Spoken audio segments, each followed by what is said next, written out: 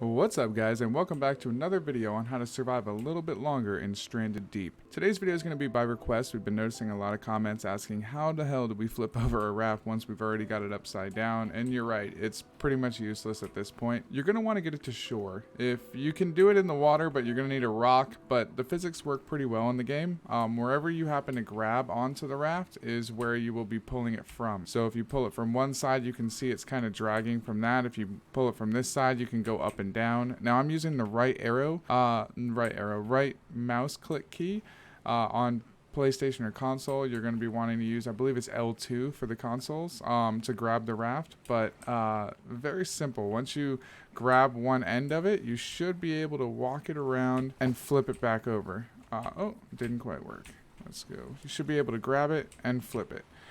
And that's it. If you can't get it to shore, but you're way out in the middle of the ocean and it's flipped by, some waves, quite honestly, you're going to want to either pull it to some rocks or pull it somewhere else. It's very difficult to do it from the water, but that is the best way about flipping your raft. I hope that helped. And if you want to see anything else, feel free to leave a comment and we'll do a video next. Thanks, guys.